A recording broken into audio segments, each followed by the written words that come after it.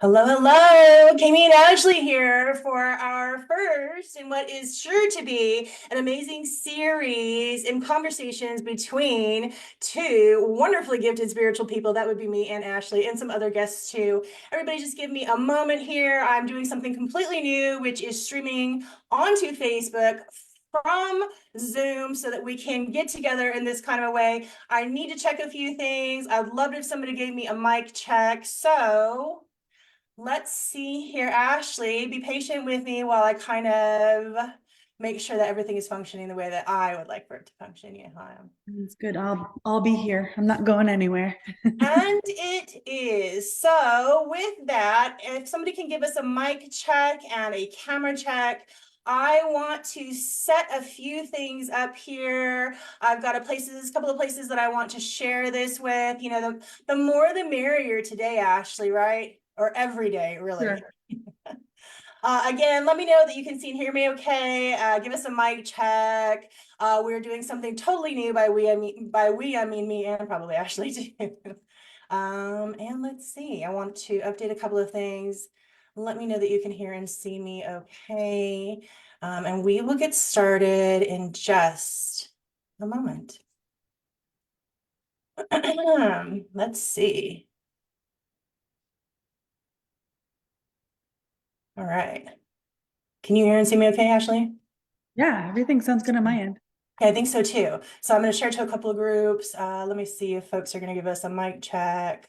Oh, we got Bonnie says video looks good for everybody. Sound is good. Hi, Arlene. Hey, Candy. Okay, so give us just a couple of minutes here. I want to share this to many a group, and then we'll get started again. My name is Kami, and this is Ashley. Ashley Carey here, and Kami and I have been we've been friends for I don't know, like 5 years now or Oh, six. I think longer than that. I think the first time that we met, I'm not sure that I was living in this house. I would think I was living in the other house, and I've been here for almost 5.5 years. I think we've been friends probably for at least six. Oh my gosh, so crazy that time flies. But yes, we've been talking about doing this probably since we met. So Yes, this and is big for us too. yes, this has been going on. This conversation between you and me and a couple other really great folks has been going on for years now, trying to get us together. And technology be damned, it just was not happening. And so one of actually another person that is going to come live in a couple of weeks, Miss Kenny Nichols. She is the one who helped me to pull this together on Zoom. Thank you so much, Candy Nichols, for helping all of us be able to come together. Actually, looks like I'm streaming in your group, the High Vibe Sister Tribe, my group, and on my page. And I think with that, I'm going to take a deep breath because I think we're ready to get started. How about you? Yes, it Okay, awesome. is working. I just checked my group. I can see comments. We are ready. Okay, that is terrific. Oh my gosh, so excited. I think I need a another person that is going to come live. That's me. That's me talking to me. Oh no, I totally exited out. That's Facebook. That's fine. It's still Zoom. I'm sure it's still good. I'm a little bit nervous about it just because it's new technology and it took a minute for us to get totally going here today. I'm sure it's going to be just fine. All right, I'm ready. So All right. welcome, everybody. My name is Kami Carranza. I am a channel psychic and medium. Recently, you may have noticed that I've changed my title. We can talk about that, Ashley, if you want to, or anything else, really. Recently, I changed my title. I've been embracing more of what I feel like I'm here to do in the world, which is really to act as a guide, shadow worker, friend to all, that's for sure. Miss Ashley is here with, go forward, Ashley. Tell us a little bit about yourself. Sure. So I hold space as an inner child healing advocate, an intuitive development, an activator, and psychic medium. So there's a special place in my heart for inner child healing. Mm. Um, it was the thing that bridged the gap between um, not understanding my gifts and fully embracing them. Mhm. So that's part of the reason why I hold space in that way, because I think that we all have gifts to share in this world. And I think that inner child healing can act as a bridge to bridge those two things together. I think you're right. One of the areas that I've been focused on during my career is inner child healing. And fun fact, me and Ashley have the same astrological moon, which is all about your mother and really, really deep, inner child stuff. And I think that's probably one of the reasons that we connected, certainly for me at least, is because I feel very much in you that I feel heard and seen. And I think that's the benefit of sharing the same moon sign with someone, is that you feel heard and seen. Fun fact, they say that you should go out and find musical artists with the same moon sign as you, because you'll resonate sort of in a deeper level with their music. Isn't that funny? Isn't that great? So Ashley, where can we find you before we get too deep into it? Yeah, so I do have a Facebook page. I'm not on there a lot. I'm kind of figuring, like you said, technology is a funny thing. So I'm kind of just seeing where I'm landing, but I do hang out in my Facebook group a lot. I have shared a And link with your page and group in the body of this post. In fact, I will pop a comment also right now so people can go straight away and find you, my friend. so my group name is Inner Child Healing with Ash. It's pretty straightforward. Um, and that's where I hang out the most. Or like, let's be friends on Facebook, because we're friends and stuff now, right? Because we're friends now. Because now we're friends. Be careful what you ask for, Ashley. Wonderful. So I popped a link to your group there so that people can join. I'll also pop a quick link over to your page so that they can enjoy more of you and your special medicine. Great. So, yeah, thanks for coming. By the way, thanks for being here. By the I way. love that this is happening. I love that this is happening. Me too. Oh my gosh, this has been a long time coming. So, last night, I was stressing a little bit. It's so funny. Again, typical for, a person with a lot of Capricorn energy. My perfectionism tendencies definitely are showing up even today. And I was stressing, just kind of thinking about how I wanted the flow of this to go. And then I read a post actually that you wrote, and you had shared the event that you and I are doing today, and you had said a funny word, and I went, yeah, you know what, that's the winner right there. You had said, you wanted people to join us for an organic conversation. And that's exactly what I want to. I want folks to know about you. I want them to understand if you've got a topic you want to talk about, wonderful. But otherwise, I want to have an organic conversation. And so last night, as I was meditating, Spirit wanted me to ask just sort of one question, and we'll see where everything goes from there. And the question is, my friend, is what are you working on right now?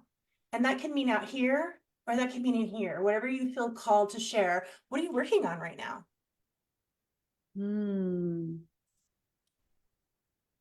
I am working on a couple things. So I am working with grief pretty heavily at this moment. And I am working on stress and how it manifests physiologically for my body, and supporting my body in the ways that it needs. So I've always kind of lived outside of my body, because I kind of like cut myself off from feelings and things. That's kind of a Capricorn thing too, but also just like that's just what happened in my story and my journey and the way my life unfolded. Emotions kind of got cut out of the equation. Do you think And that's because, like, sorry to interrupt you, because like there wasn't space being offered to you as a child to like, because that's what I'm leaning into too, is like, allowing and fostering safe spaces for my niece and nephew to share with me. I did not have a safe space to share emotions, and I think that's also, sort of some of where I'm at personally. Do you think that's what happened with you, is maybe you didn't have a safe space, and so we yeah, I think lived disconnected? I think my parents didn't know how to have to do that, because I don't think that they did. But what's really interesting, because the grief is pertaining to things happening with my mom right now that we are actually moving into a healing space where we are holding that kind of space for each other. That's beautiful. Like maybe giving each other an opportunity to heal. I hope that there is tremendous opportunity. I'm sure there will be for you and your mom and all of your family, including, your child and everything else like that. It just, healing. I really believe that healing like is a ripple effect. Somebody had said that to me earlier today. Like, how can you heal? Because I posted this post that said, when you heal yourself, especially as a woman, you heal, and men too, I shouldn't make that face. And but when you heal yourself, like you're healing your mother, you're healing your grandmother, you're healing your daughter, you're healing your children. And somebody had asked me today, like, how can that be? And one of the things that I said to them is, one, when we upgrade our vibe, everything around us upgrades too, including them. But two, when we are in a state of healed and healing, we are providing others with states of healed and healing. We're able to hold the spaces you just mentioned for others to have the same kind of experience, including our parents, including our children. And what a beautiful gift that we can give to them. And what a beautiful gift you and your mom are giving to each other now. Yeah. And that's how things actually reciprocate. You know how Mm, we feel like sometimes we hold all this space for people and we feel like we don't get back what we put out. mhm. Like I mean, Yeah. we can go lots of different directions with this conversation, but like, I hope we do.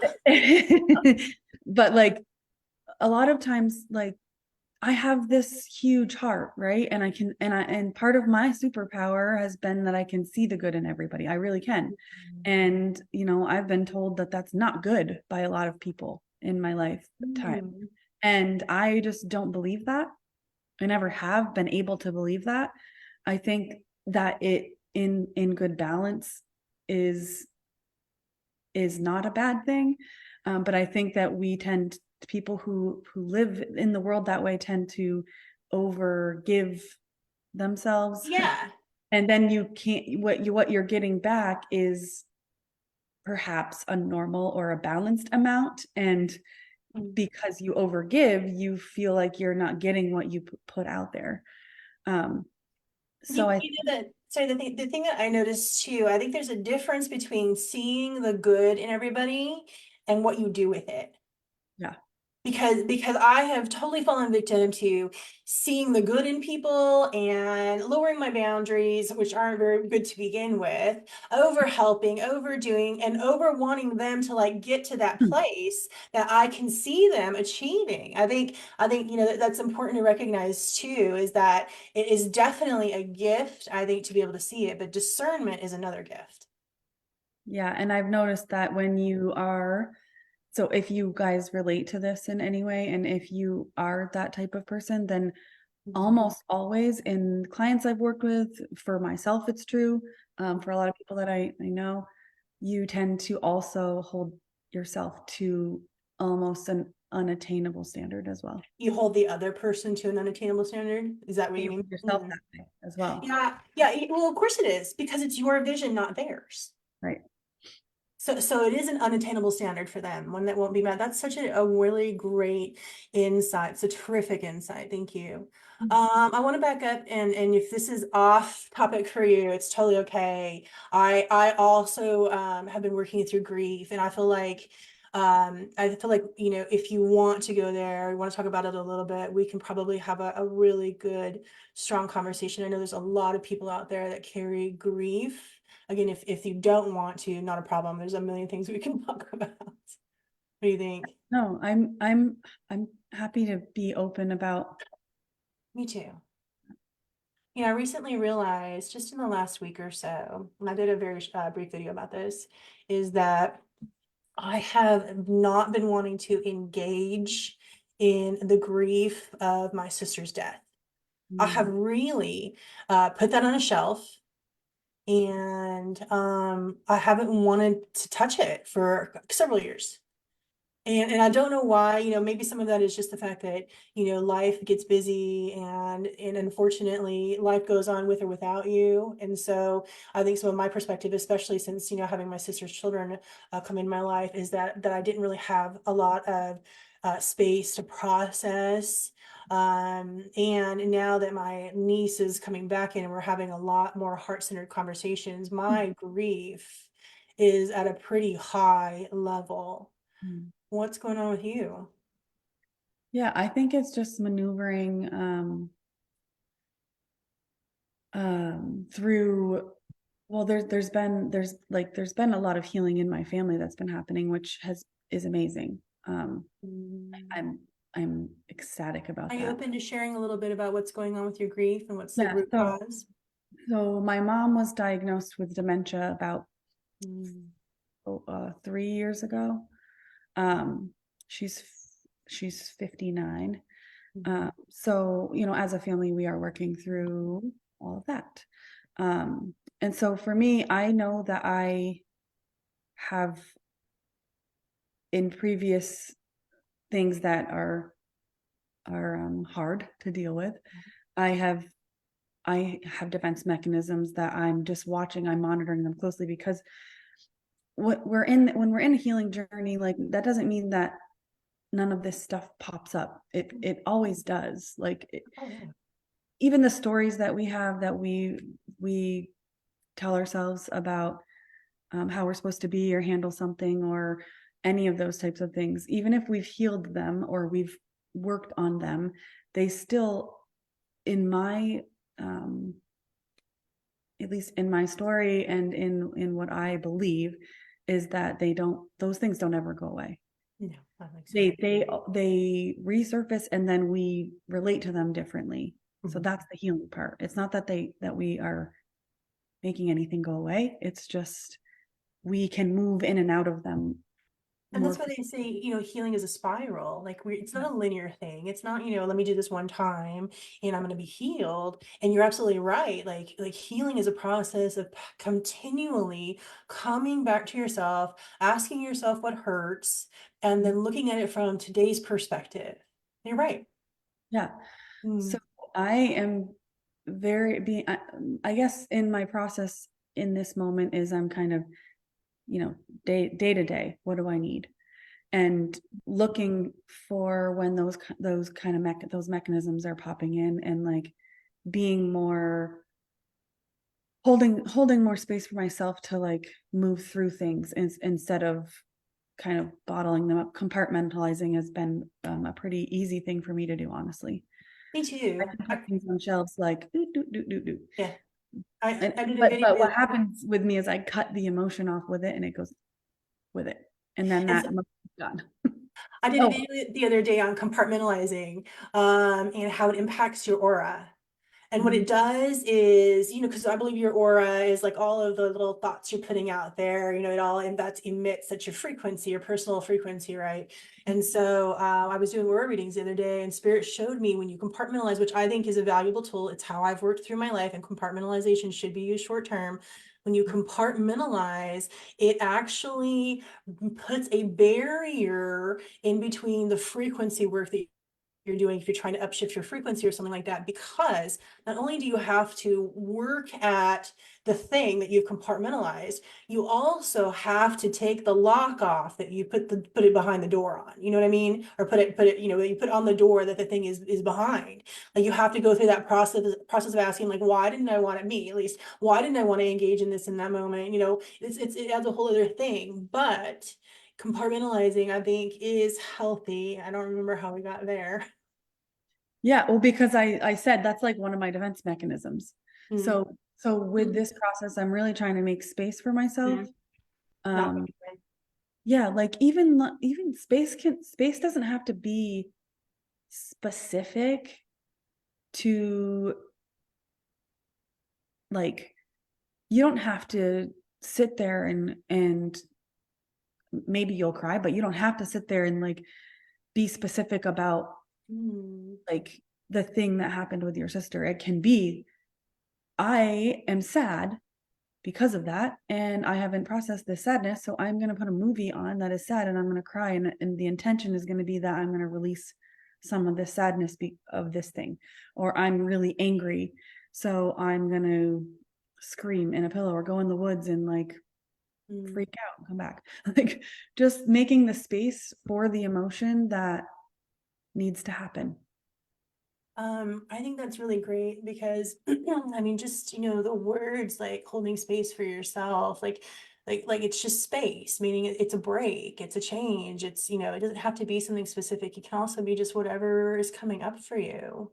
Um, I love the idea that you are not going to allow yourself to lock these things away for good. One of the things that I think I've said for a very long time now is that when we're born, we put a backpack on.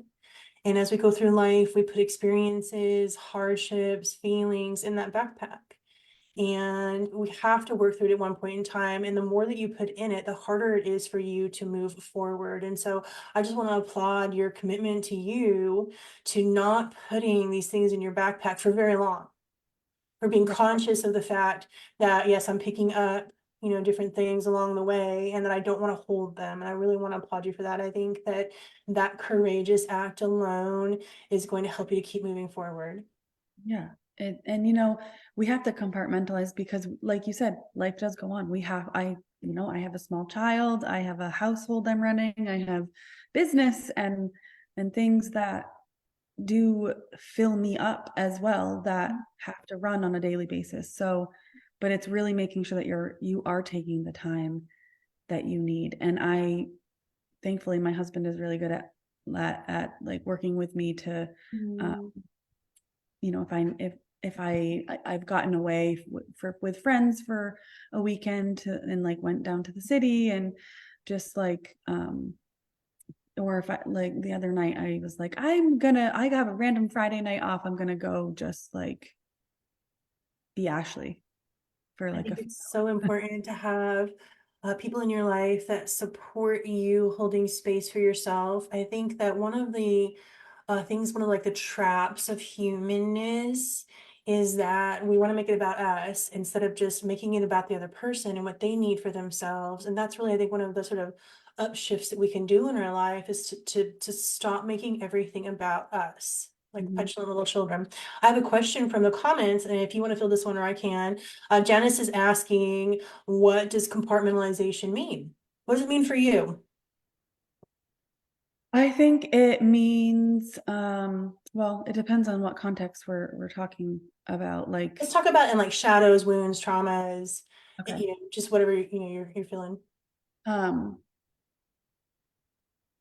I think that when we're talking about like shadowy type stuff, it's like the things that we were told about ourselves that we took on as truth that isn't, but it sits in the box. It's in the subconscious mind, right? It's this, we've set it aside. So it's not like we consciously have it in our mind all of the time, but it's Mhm. still there, right? It's still there. I like I to think also of think if it's like emotion based, then it's Mhm. like, okay, I'm not dealing with that. I'm putting that there and I'm pretending that it doesn't exist. Mm. Yes, the pretending it doesn't exist, even though we know it does, I think is a really big thing in compartmentalization. And I think of it as, and I've helped people to compartmentalize over the years too. So again, I think it's important to use just very short term, but I think of it as putting something that hurts or that we don't want to deal with, whatever it is, maybe it causes anxiety, whatever that thing is, putting it behind a door and putting a lock on the door. We know Mhm. that's there. We can come back to the door when we want. That's kind of what I think of as compartmentalizing. I don't know that it's necessarily, Janice is asking if it's similar to ignoring or denial. And I think ignoring and denial are two different things. What do you think it resonates more with? So I think both, but in the two different ways that I was talking about it. So Mm-hmm. ignoring is I'm going to put this emotion aside because I can't deal with it right now, and I'm going to pretend that doesn't exist. Then you're ignoring the emotion, right? Denial is those shadowy parts. We've denied those parts of ourselves because we were told they were bad. So those are compartmentalized in kind of a different way, but they're like set aside because you can't be that. I can't Mm-hmm. be loud because I couldn't live in my family if I was too loud. I couldn't survive in this family structure being too loud. I was told that that's not okay. So that's bad, and I'm going to put that over there. But that Mm-hmm. doesn't mean that that part of you doesn't exist. Right, it does. It's just put away so that it's not something that's it's in the backpack somewhere in the bottom. Yep. Mm, Very And good. it's a part of you that is, it's almost like a piece of you that you've taken out and put over there, right? So you're like Mhm. being less of who you are because that piece of you is set aside and deemed no good. And so when we talk about integration of our shadows, when we talk about becoming our authentic self, when we talk about embracing our entire being, I think that's what we're talking about, is unlocking the doors or going engaging with the thing that you put aside to bring it back in. Into yourself. And I think there's a lot of different ways that you can work through something that you compartmentalized. For me, I think a really good way is something that I call reflection. And so every single night I will lay in bed for half an hour before I go to sleep. And I literally ask myself, what hurt today? Or what Mm. still hurts from the past?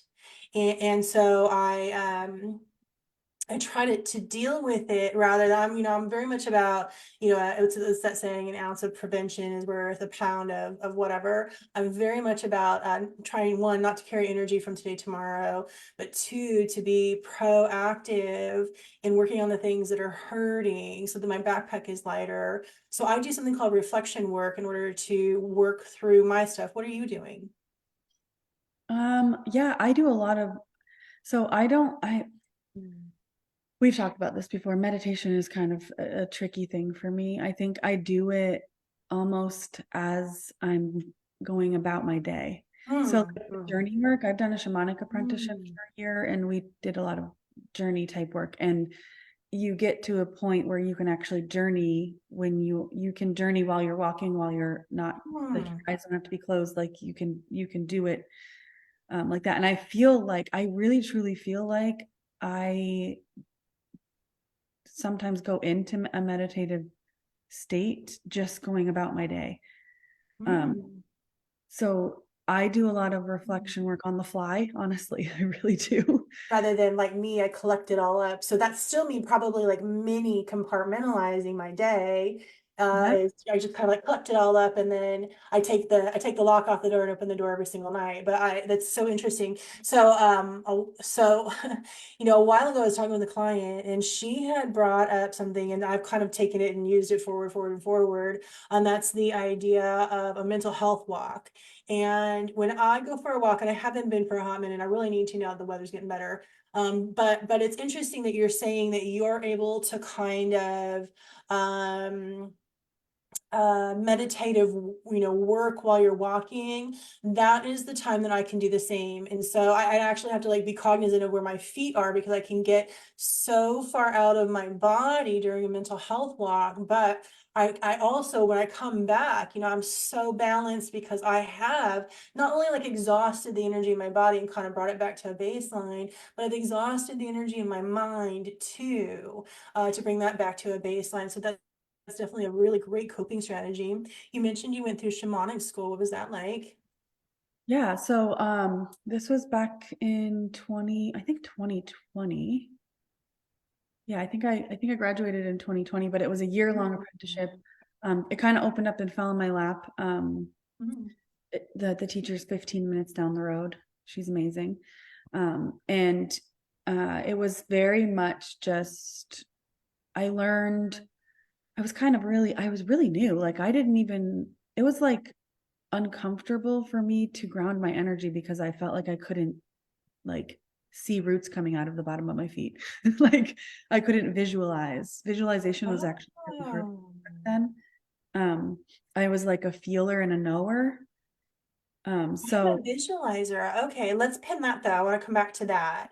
yeah, so yeah, it's really interesting. So I like there would be, we'd go on journeys and people we would share snippets of our journeys as a group, which was really cool because it opened me up to how different everybody's gifts are.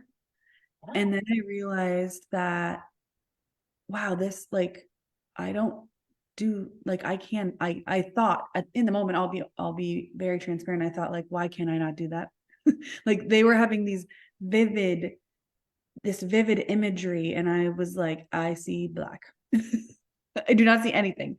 Like I Comparison feel things killer. and I'll be like given information and I'll know things, like I will know that I saw a tiger, but I do not see the tiger. So, okay, so a couple of years ago, I heard this, I don't even know where I heard it from, but I heard somebody say that people think in two different ways. They think in words or they think in visions. And Mm, so I think in visions. And so when you're talking to me, you may see me kind of look off because I'm envisioning everything you're saying. And that's how I'm communicated with. mhm. Sounds like you might be communicated with differently. Wondering if that's why visualization has been easier for me and it was a struggle for you. What Yeah, do you think? I think you're probably right.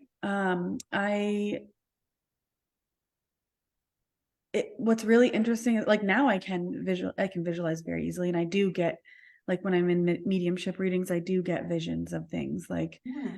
it's a combination. It's not like seeing something with your eyes in this realm of things. No, Um, yeah, it's in the imagination, right? Like yeah, it's inner and it's seeing. like Hmm. it is a combination of knowing and seeing. Like I might get a flash of something, but really it's just like so quick, and then I'm like, I just know what it is. So now you're able to visualize. Yes, very So, much. so do you have a technique that you learned or that you, so I do, I have a technique that I teach people to visualize. So how did you learn to visualize then? So, mine, I bet ours are going to be different. So this is going to be good. Yeah. Um, so this is how I teach intuitive development and the ways that I have for for me and how I was able to step into mediumship and actually deliver it. And I will toot my own horn. My mediumship is evidence based. Like it Hmm. is. It's Tell people what that means. I yeah. didn't know So what evidence-based meaning, mediumship meant for a long time. What does that yeah. mean? So evidence based mediumship is like these are things that I could not possibly know. Like it is things that only the sitter, the person knows. They make no Okay. sense to me. And so that's why I can there's no way that I cannot believe in what I do Oh, because of same. that is the like main reason why I can't not believe. Yeah. Yeah. Because it's still, even though I've been doing this work for like 8 years, it still blows my mind every single day. And I still have thoughts of like, how? This is Yeah, crazy. yeah, same. Me too. But you know what? Then I get feedback from people, and I'm like, wow. Right? But I teach it like this. So Mm, I I've always been like drawn to mediumship forever. And I've always had a knowing that it was something different about it, like a soul mm, resonance, right? There was a soul resonance with it. And I didn't know how to mm, put that into words or understood what it meant at that time. I always knew that I was supposed to do it, but I couldn't. mm. I couldn't do it. I wanted to. I Before I knew that I could do it, I wanted to do it and couldn't do it. Because you couldn't visualize, I or just didn't think I could. I wasn't, maybe my vibration wasn't at a place where it was yes, accepting the information, I think. yeah, But I it's knew I high wanted, vibration work for sure. yeah, so I knew I wanted to do it and I knew I was supposed to do it, but I couldn't do it. Mm, So, so I was like, what do I need to do to, uh, develop my mediumship, right? That's where you think you need to go. It's kind of like a sport. Like if you're playing soccer and you want to get better at dribbling the ball, then you're going to dribble the ball a lot, yep, and then you're going to get better at it, and then you're going to get better at playing soccer. it's a muscle for sure, for sure. That's not how energy works. Oh, that's We interesting. don't, yeah, see, so I thought this might be different for you. So I realized that if I focus on how I could not do mediumship, and I was like, I can't do this, I really want to, I can't do it, I really want to, and I tried to just focus on developing that, I was really energetically focused on something that I could not Yeah, do. no, you're right. Because you're right, it flows. You're right. You're right. So I was so focused on Mm, trying to get it to be, that I was focused on it not being, that yeah. I just was keeping myself in this energetic space of it is not, not. And Mm. so I decided, and I don't even know where this came from or how it developed. For some reason I knew that what I needed to do was, where am I really strong? That's where I need to develop. That's where I need to do my work. I do my work, I do my readings where I'm strong, and everything else is going to open up. And so I started focusing on delivering readings from this knowing that I just have. It's innate. It's been with me since since my first recollection. Like I just know things. Mm. And I started delivering readings there and developing that. And then I started to hear things. And then I started to see things. And then I started to have people's past loved ones popping in. Sounds like you took the pressure off yourself. Yeah. And just let things come to you when you were vibrationally a match for it. And I love that. So when I help people visualize, I think visualization is important. And I think a non-spiritual word for visualization for me is daydream. Yes. And I think there's a difference between daydream and imagination. And incidentally, I think daydream is really, really key and important to law of attraction work. I think you have to daydream, not visualize, daydream. And here's what I think the difference between daydreaming and visualization is. When you daydream, more of your senses are on board, versus visualization is really just about the imagination of the way something looks in your mind. Daydreaming is, how does it feel? How does it smell? How do I feel around it? What are my emotions that this is invoking? And so the way that I teach people to visualize, to help them, open their gifts, is I talk to them and tell them to daydream about a rose. Roses smell good. They're velvety to touch. They're so, like a red rose.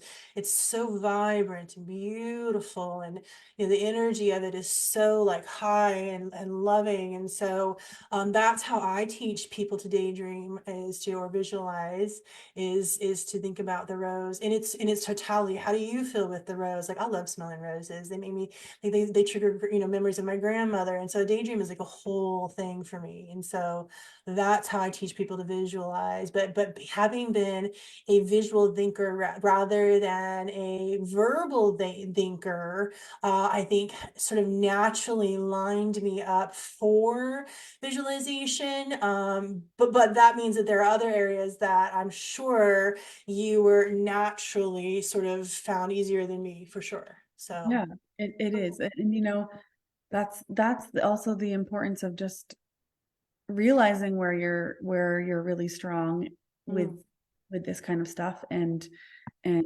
where you may not be. It doesn't mean, this is living proof right here that it doesn't mean anything. It doesn't mean anything.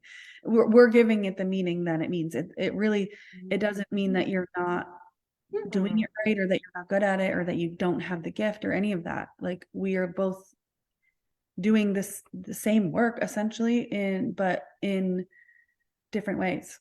Right. We do, you and I've had different, I think we share similar core foundational values and thoughts about things. And I think, that's a testament to your vibe attracts your tribe, for sure. But though, our approaches have been different. I think you've definitely taken a shamanic approach, and I don't even know what my approach is. I'm just out there I'm just freewheeling out there. Yeah, and the other thing too with So, manifestation, we hmm. can go there for a Yeah, second, we because should. that's like the funnest thing ever to talk about. What's the best I thing actually, what's the best thing you manifested? the best thing, Yeah, the best thing I've manifested, and tell me how it happened. oh, I think my birth story. Oh, you want to share it?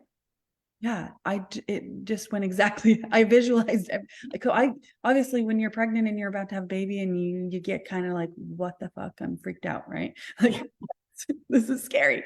And so I know, being an anxious person, I was like, I just want calm. like I want to like look back on my birth story and feel calm. Mm. So I would just visualize everything being so calm, and like everything was, I mean, obviously I was giving birth, so it was like, it's chaotic, but like it was for me like it in my experience of reliving it, it was like very slow moving. I got in the bathtub, I was very calm. Like it was the vibes were calm. There wasn't any like Mm. urgency or Emergency or critical or no, there was it, and it mm, was love that. just exactly what I Visualized, yeah, envision, it's daydream, exactly what I daydreamed. envisioned. I You daydreamed. daydreamed because you know what? That was a daydream because it was a feeling that you were invoking, not just a visualization. It was a feeling. Right. And Yeah. that's the way, Yeah. that is the key to law of attraction is daydream. So what I wanted to say, because Mm, I agree with you so much, like and the law of attraction is taught in a very upside down way in some mm, places.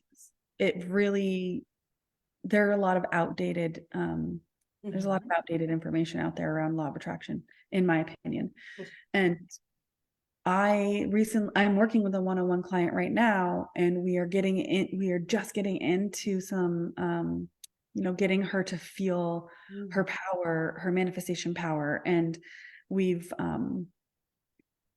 like, I just was like, just, I just want you to manifest something small, like yeah, $1 or a heart or a rose, like whatever, right? yeah. And so she chose something. She chose a heart. And I just was, and so with these little things, it's like, okay, fine, I'm going to manifest a heart, and you just trust, and you don't have to like do the whole thing. Like, just if you just know that it's going to happen, it is.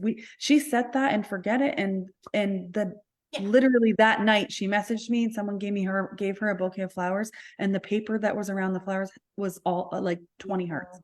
Beautiful. Beautiful. And so she was Go just like, whoa. And I'm like, okay, let's make a list of the things that you want to manifest. What are 5 things? Like these are bigger things, right? So ahead. with this stuff, how I have been practicing myself and teaching this is, when you're manifesting something, you do not have to, um like, we think if you want to manifest money, then we have to go like do all of these things that are going to make us money, right? Mm, There are some actions that have to happen in manifestation, but also like, what does having the money mean? mm. You want the money, but why? Yeah, that kind of connects you to the emotional part of it. And that's the thing is like emotions are such like strong frequency emitters that those are our vibes. And Right. so you have to And be a like, match too for the thing you want. yeah, and most people want money, what, for freedom, right? So what does freedom mean? Like, what does that feel like for you? Mm. And how do you feel that feeling already in your life? And if you don't feel freedom in your life already, then what in your control can you create? How can you create freedom? Because when you feel the freedom in your life, the money is going to come. It's not the other way around. You don't get the money and feel the freedom. Right. Create freedom, or you create creativity, or you create the feeling that the things that you want to have, you create those feelings in your life, and you're a match for the things. Right, you have to align yourself.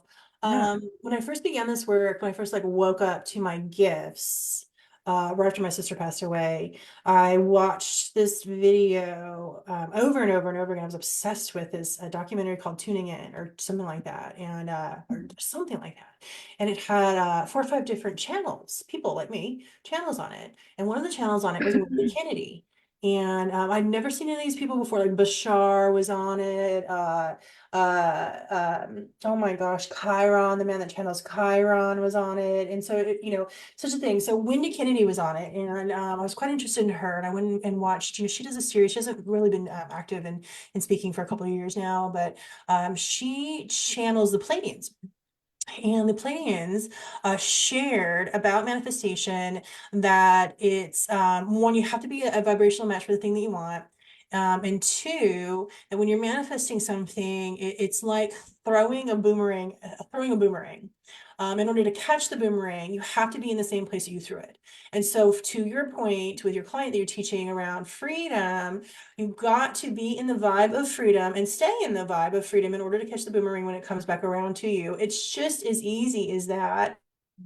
The other interesting thing I tell people about manifesting too in law of attraction, you said it too, you have to set it and forget it.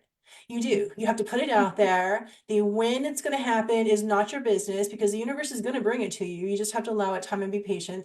The how it's going to happen is also not your business. That is the universe's job. And then the other point, and you said something about this, and I want to hear what you think about it. I want to hear what you think about the concept of co-creation in manifestation, which is us putting our energy into the thing, whether it's thinking, visualizing, daydreaming, that kind of thing. What do you think about co-creation in manifestation?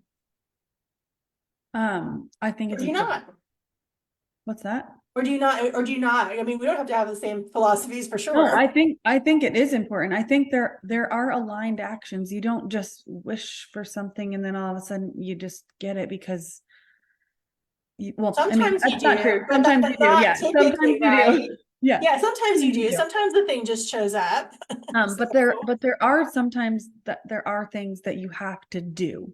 I think we get caught up in mm, um manifestation being taught in a way where they're like you don't have to do anything. right, And it's I think co-create. that yeah, I think that sometimes there is an energetic component to there may be something that you need to heal. Mm. There It's may be blocking you or standing in the way of you and the boomerang when it comes back for you. yeah, and so Mm. there are things that I know for me, like when I started to really heal, my manifestation got stronger because there was space. So energetically, when we're Oh. healing, we're actually like allowing emotions to like go through our body and leave instead of being trapped in there, and then they're not taking up that space. Mm.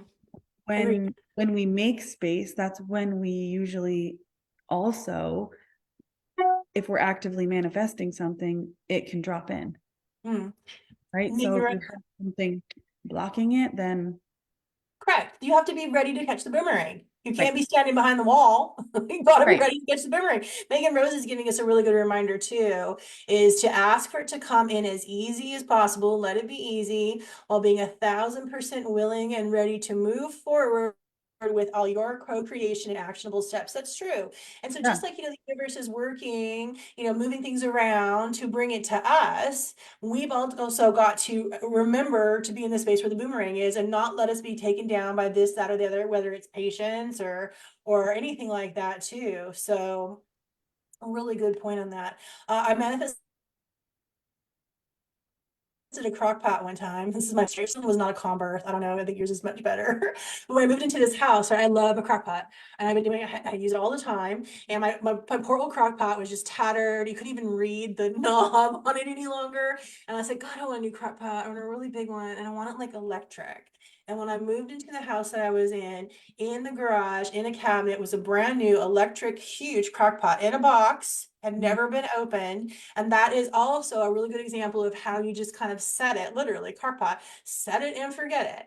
You just Mhm. put it out there. Again, there are things that you do have to co-create on, but the little stuff like that, like your friend, like you're playing with the hearts, that you just put it out there, let it go, and let the universe amaze you. That's one of the things I've learned over my career and in my life is that the universe wants to wow you, and you have to let it.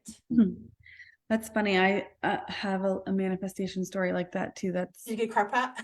Wasn't a crock pot, but I had gone to the grocery store and I had forgotten cheese. And I was like, our neighbor works at a cheese Wow. factory, and he had given us some cheese in the past. But I was just like thinking, oh, like Howard hasn't been by with cheese, and I forgot cheese at the grocery store. That's a bummer. And I got home, and on the porch is a huge box of cheese. And I was like, that is literal manifestation. Like you just I love it. thought and it shows up. So That shit sometimes happens that with does my happen. mom all the time. I'll be like, man, I want to order some Chinese food. And she will literally come and put on my door Chinese food. I'll be like, I, I guess I ordered out into the universe Chinese food, and it was hand delivered by my little mother. So I love shit like that. I love it. Mm, That prompted a thought for me. yeah. People have to be willing to have other people be participants in our manifestations, because Ooh, a wow. lot of times we think we have to do everything ourselves, right? Especially when we have inner child healing wounding or inner child Mm. wounding. Like, we sometimes can be the people who are like, I got it, I'm gonna do it myself. I gotta do everything myself. And then you are blocking yourself that way, because a lot of times manifestations come through the form of manifesting through other people, or I have manifested things through myself for other people in my You family as well. absolutely have to be willing to do that, because there is always, whether you like it or not, there is always in your manifestations. Normally it's the universe. You know what I Mhm. mean? Because we have to get used to that too. But I love that you have to be open to how it's going to show up. We have a comment here. What about serious intuitive doubt, signs, synchronicities, all pointing to not going to happen? So what I'm gathering is she's saying that in her manifestation, she's getting signs and synchronicities that it's not going to happen. What do you think about that? That it's not going to happen. That's never happened to me. I know, I don't know as though I understand fully, like, I don't put that much pressure on it. That feels like a lot of, so I'm just going to intuitively tune into her. That just feels like a lot of pressure that she's putting on it. And so maybe, so my intuitive thought was that this is you getting in the way of yourself. yeah. So to you, Ms. Venus, who's asking this question, so one of the things that I see commonly happen, I have a girlfriend, this happens all the time. She's wanting to get married, and she puts so much pressure on the universe for her timelines. She give me a sign, it won't didn't give me the sign I want, so fuck you, universe. She's like that, and it's it's okay. And so that's the thing too, is like I don't know, like I don't I don't know that I ask for signs with my manifestation. I literally just set it and forget it. And if I can't say that I've gotten signs that say it's not going to happen. The An other, example. the other thing too is like I think, and I hear you. The other thing too is like I think your biggest job in manifestation is belief that it gets to happen for you, regardless of the sign that you're getting, regardless of whatever it is that you're assigning, as you said earlier, to, whatever the thing you're seeing. That's, that the tenet of manifesting is, I believe it gets to happen for me, with ease and grace, as Megan added. And so that feels very much like something's not right for you, Miss Venus. What were you gonna say, Ashley? Another thing too is, like, I am a true believer of, if it's not working out for me, it's working out for me. I love that. It's always working out for you, one way or the other. A lot of times when, like, I'm looking, like, just a small example, because I know things are bigger and there's more emotional attachment to certain things than other things, and this is more of like, um more of like an office space, right? Mm, Like, I there was this opportunity that fell through, and I didn't get this, I wasn't able to do this office space deal that I mm. really wanted. But I also know that if that didn't work, it's because it's working out for me in a different way. Those are um those unanswered prayers, right? right. Yeah. Mm. So Venus is following up and saying she's not like that. I think she's talking about my girlfriend that's like, Yeah. "Fuck the universe." I But love the the sign, universe. right? But the signs are showing the complete opposite. I don't mean to cause pressure. So Venus, I would love a little bit more detail. I think if me and Ashley want to help coach you through this, I mean, I'm always open to that. Like I said, intuitively, and it sounds like Ashley lines up with this too intuitively, is I just feel like you're pressuring it. And again, your job is to set it, forget it, and believe it gets to happen for you. That's it. Yeah, I think more context would be helpful. Yeah, for sure. Oh my gosh, Ashley. So guess what? We're at an hour I know. I knew it was going to happen like that. like that. Yep. I hate to cut off the flow of anything. Of course, I could always keep talking, but I know you have a child, and I want to be respectful, and we have work tomorrow, and everything like that too. Is there anything that you think that you want to leave us with before we wrap up that you feel is really important for the world to know right now? I think that if I could say one last thing about what the world needs to hear right now is like tune into your the physical manifestations that are happening in your body. Mm. Because for me that's a big job right now. My body's talking to me Mm. in ways of responses to stimulus, stress, Mm. even in a mediumship reading, like my body does a lot of the work. Like I'm feeling Mm. things, and tuning in like that is Mm. very important, because that your vessel Mm. is what's running the show, essentially. Like Mm. if you're feeling like overwhelming anxiety in your body, like that's it's communicating something with you, and like really making, like I said, that space for yourself.